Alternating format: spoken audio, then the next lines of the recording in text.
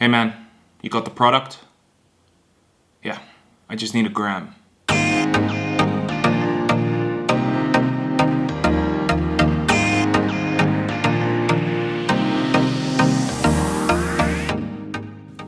What's up guys, and welcome back to the channel, and today we're talking about something new, something light and something thin. The 2021 LG Gram. Now LG has made this laptop with three options for you to choose from. You have the 14-inch, the new 16-inch and the 17-inch. And even though the display sizes are different, the internals, not so much. Now all these models available with the new 16:10 aspect ratio, so you have more room on the top and the bottom of the display. Basically, you have more workspace to utilize. Though from personal experience, if you were to watch a movie or short clip, you will notice black bars on the top and the bottom. But if that does not faze you, there's no real negatives to this display. Still on the topic of the display, let's talk about quality. So the 14-inch is only available in a full HD 1920 by 1200. While on the much larger displays like the 16 and 17-inch, you have two choices. You can either go for that full HD model, or you can go for the 2560 by 1600 IPS display. So if you are a designer, developer, or video editor, I think that might be your first choice.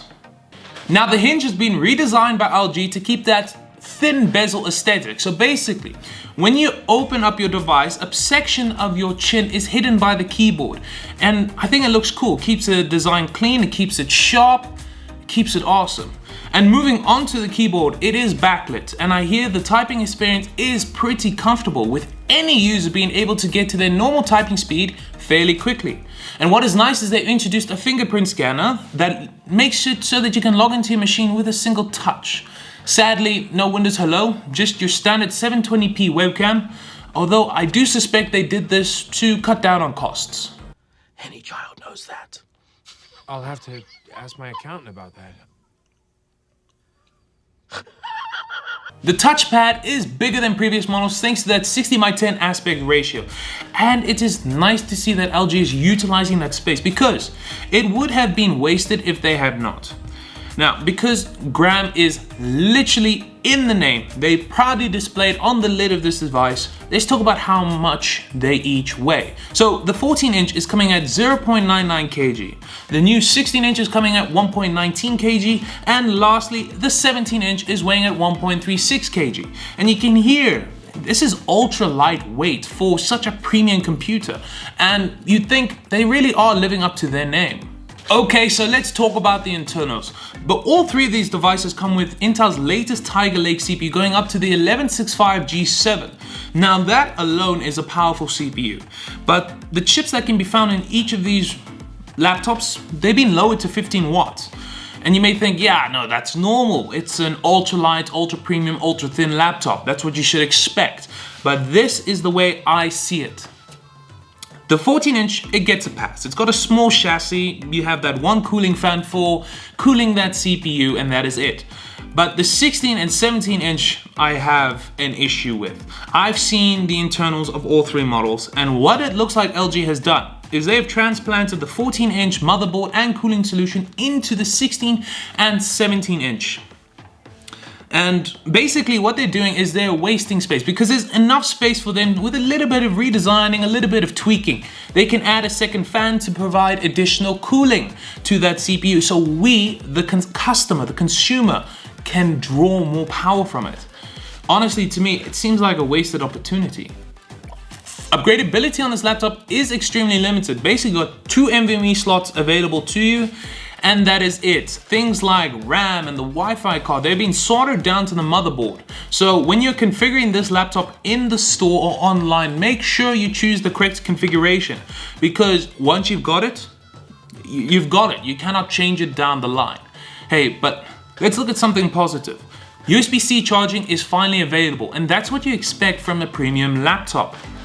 So you can use your universal adapter or your universal charger that you use to keep your phone and your tablet charged. You can now connect it to your laptop. Or if you don't want to go that route, you can use the included 65-watt adapter to keep your laptop going. And you know what, since we're talking about USB-C, let's talk about the ports. So you've got your standard HDMI, you got your micro SD card slot, and you got two USB Type A, which is nice to see.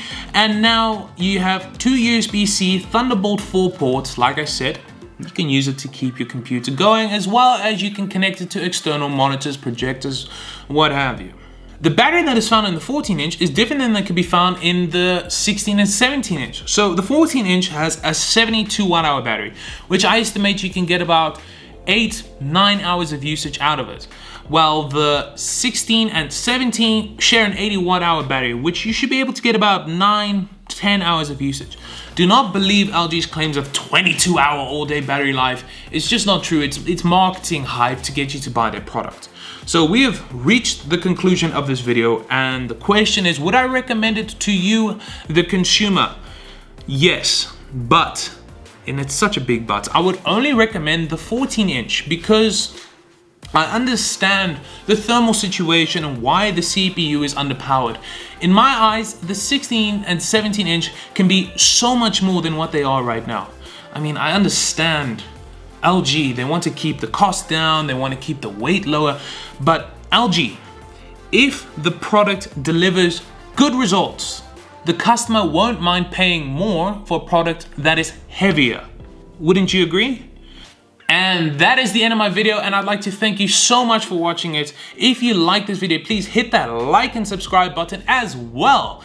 Turn on post notifications to be kept informed when I post my weekly videos. Until next time, guys, cheers.